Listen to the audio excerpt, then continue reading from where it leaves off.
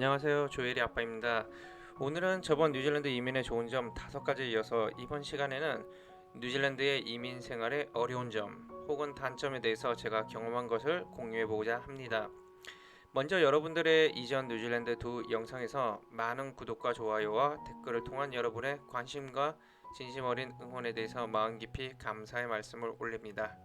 앞으로도 뉴질랜드에서 경험한 에피소드에 대해서 종종 올리도록 하겠습니다. 원래 이 채널의 목적은 조엘이의 성장 블로그를 올리는 것인데 뉴질랜드 영상이 아니더라도 좋아요도 눌러주시고 구독도 해주시고 영상도 끝까지 봐주시면 대단히 감사드립니다. 그럼 오늘의 주제인 뉴질랜드 이민 생활의 어려운 점 혹은 단점에 대해서 한번 다뤄보도록 하겠습니다. 먼저 가장 첫 번째로 어려운 점은 영어입니다. 물론 호주, 캐나다, 미국과 같이 영어권 서방국에 이민 경험이 있으신 분들이라면 고개를 끄덕이시겠지만 영어는 굉장히 이민 생활에 있어서 중요합니다. 영어 능력에 따라 하는 일과 연봉이 결정될 정도로 영어는 굉장히 중요합니다. 사실 영어에 대한 이야기만으로도 영상 하나 이상 나올 수 있을 정도로 할 말이 많지만 여기서는 대략적으로만 말씀드리겠습니다.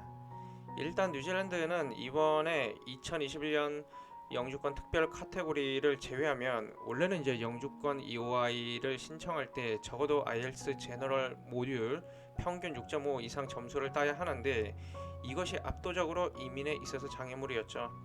사실 듣기 말하기 파트는 전문학교 이상 진학할 때 필요한 시험인 IELTS 아카데믹 모듈하고 문제가 동일하고 문제가 점점 어려워지고 있기 때문에 크게 다르지 않는데 6.5라는 점수는 교민분들 중에서도 10명 중 한두 명 정도라고 보시면 됩니다.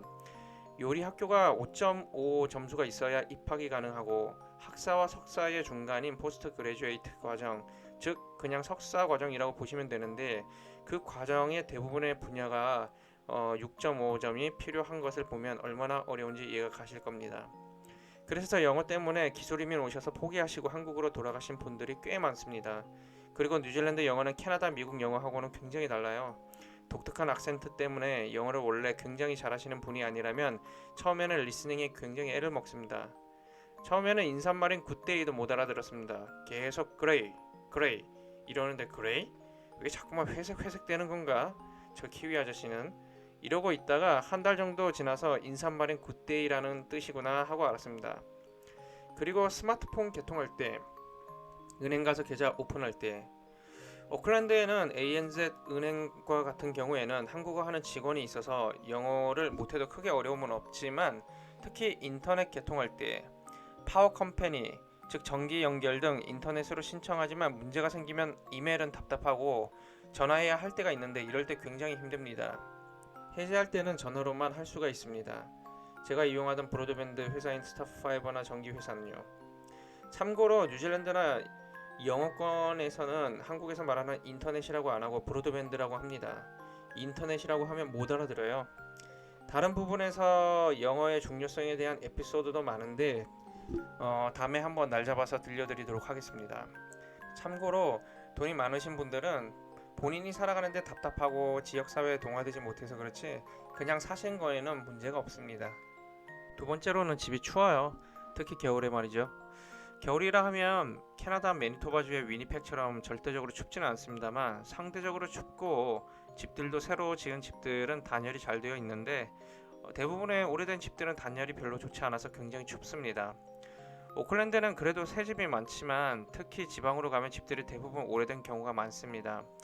어차피 새 집이면 그만큼 렌트비 차이가 많이 나서 경제적으로는 장단점이 있습니다. 오래된 집들 중에 법적으로 렌트 주는 집들은 인설레이션이 필수가 되었지만 그래도 안 된 곳도 많고 어쨌든 추워요. 그래서 히터나 히트펌프를 쓰는데 굉장히 건조해집니다. 뉴질랜드의 기후가 굉장히 좋다면 좋은데 집들이 문제라 참 아쉬운 점이 많아요. 사실 뉴질랜드의 인구의 약 75%가 북섬에 사는데 북섬은 높은 산을 제외하면 눈이 기본적으로 오지 않고요. 1년 내내 푸르른 잔디를 볼 수 있습니다. 즉 봄, 여름, 가을이 4개월씩 반복되는 느낌입니다. 남섬은 눈도 오고 춥지만요. 근데 특히 6월에서 8월은 정말이지 하루에 4계절이 있는 느낌입니다. 뉴질랜드 집은 기본적으로 일조량이 풍부한 만큼 창을 무지 크게 만들어요. 그러다 보니까 낮에는 따뜻한데 밤에는 춥습니다. 으슬으슬하게 말이죠. 아마 도쿄하고 북섬하고 겨울 기후가 비슷한 것 같아요. 보통 기온이 최저 5도 정도, 최고는 14도 정도 이렇거든요. 일본에 있을 때도 히트펌프 무지 많이 틀었네요. 근데 두 나라 다 전기세가 한국보다 3, 4배 정도 비싸다는 것이 문제라는 것이죠. 그래서 겨울은 무지 싫어요. 근데 사실 한국처럼 집이 따뜻하면 좋은데 말이죠. 요즘에는 바닥 난방하는 한국 분들이 종종 계십니다. 근데 그것도 오클랜드 정도로 큰 도시에만 시공업자가 있어요. 적어도 3년 전엔 말이죠. 웰링턴이나 크라이스처치에도 있나요 혹시? 민 실장님 어떻습니까? 그런데 바닥 난방하면 무지 좋겠죠? 그리고 사실 이게 제일 중요할 수도 있는데, 세 번째로는 저처럼 임시비자 소지자들이 다 해당되는 상황인데, 영주권 받기 전까지는 현재 집권 여당인 노동당의 집권이 굉장히 큰 리스크입니다. 왜냐하면 제1야당 국민당은 이민자에 대해 호의적인데, 노동당은 우파 강경파가 많은 만큼 이민들에 대해 호의적이지 않습니다. 그래서 비자 문제에 대한 걱정이 항상 있었던 것 같아요. 특히 코로나 이후는 이민국의 중국 샹하이 브랜치가 폐쇄되면서 영주권 심사가 중단된 사실도 있고요. 뭐 그 이전인 2018년부터 비자 프로세스에도 시간이 많이 걸리기 시작했거든요. 물론 심사를 강화해서 좋은 이민자만 더 선별해서 뽑는 것은 나쁜 것은 아니지만, 그로 인해 자격을 제대로 갖춘 임시비자 소지자들에게도 피해가 올 수밖에 없었기 때문이죠. 이것은 심적으로 굉장히 부담되고 스트레스였던 것 같습니다. 특히 아이가 있는 가정은 스트레스가 더 심하지요. 그러면 좋은 자연도 눈에 하나도 안 들어옵니다. 그래서 국민당 정권이 들어섰으면 했는데, 이번에도 노동당이 재집권에 성공하면서 사실 정이 조금 떨어지긴 했습니다. 이번에 코로나 사태를 보면 의외로 키위들이 데모도 안 하고 정부에 굉장히 순응을 잘 하는 것을 보면서 깜짝 놀랐습니다. 같은 섬나라라서 그럴 수도 있는데, 뭔가 키위들 국민성이 일본하고 많이 닮았어요. 백인인데 덩치도 작은 편이고요. 그리고 키위는 일본을 굉장히 좋아합니다. 서로 닮아서 그런가라는 생각도 듭니다.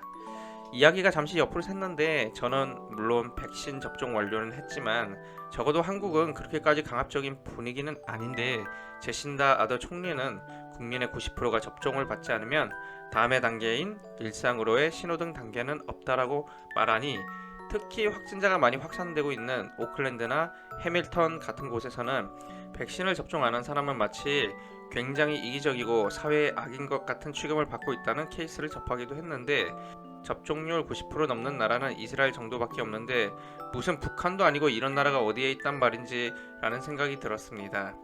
그래서 외신들이 뉴질랜드는 신비한 은둔의 사회주의 국가라고 깎아내리며 살기 좋은 나라로 작년에는 1위였던 뉴질랜드가 올해는 38위로 떨어지는 일이 있었습니다.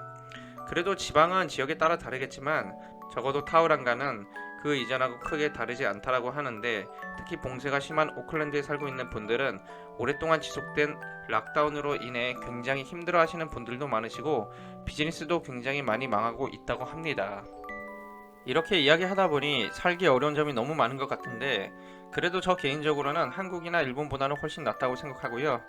특히 영구 영주권 퍼머넌트 레지던트 비자 이상 있으시면 자녀 보조금이나 출산 후 보조금, 렌트비 보조금 등 각종 보조금이 많이 나오니 단점이 많이 줄어들 것 같네요. 또한 국립학교 과정이 무상 교육인 점도 있고요. 마지막 네 번째로는 가족에 대한 그리움입니다. 뉴질랜드는 사실 미국, 캐나다 서부보다 한국하고 거리도 멀고요. 생각보다 한국하고 멀어서 그런 걸 수도 있는데, 물리적으로 거리가 있다 보니까 가족이 보고 싶을 때가 종종 있어요. 특히나 좋은 곳을 여행을 가도 저 같은 경우는 저는 친누나가 한 명 있어서 남매인데, 누나 가족하고 같이 이곳을 즐길 수 있으면 좋을 텐데, 또는 어머니하고 같이 오면 좋을 텐데 라는 생각이 항상 있었던 것 같습니다. 그래서 가족이 생각나서 돌아가시는 분들도 있을 거라고 생각합니다. 그 외에도 몇 가지 더 있는데 이미 너무 길어진 것 같아서 다음에 나눠서 에피소드로 한번 만들어서 영상 올려보도록 하겠습니다. 뉴질랜드로 이민 오시고자 하는 분들 모두가 다 개인적인 이유가 있으시겠지만, 저의 이러한 현실에서 겪은 경험이 이민을 결정하시는 데 있어서 도움이 되기를 바라고요. 참고로 저는 많은 어려움과 단점이 있지만 뉴질랜드가 그래도 더 좋습니다. 뉴질랜드가 갖는 매력들이 이런 어려움들을 상쇄하고도 가치가 있다는 것이겠죠. 다음에는 일하면서 겪었던 여러 가지 어려움들이나 여러분이 청정국가라고 알고 계신 뉴질랜드는 사실 심각한 오염으로 골머리를 썩고 있는 내용 등에 대해서도 다뤄보도록 하겠습니다. 오늘도 제 영상을 끝 시청해 주셔서 감사드리고, 저는 다시 종종 뉴질랜드 영상을 가지고도 찾아뵙도록 하겠습니다. 혹시 뉴질랜드에 대해서 궁금하신 것이 있으시면 제가 알고 경험한 범위 안에서 최대한 솔직하게 알려드리도록 하겠습니다. 그리고 앞으로도 우리 조엘이 성장기 블로그 영상 많이 사랑해주세요. 감사합니다.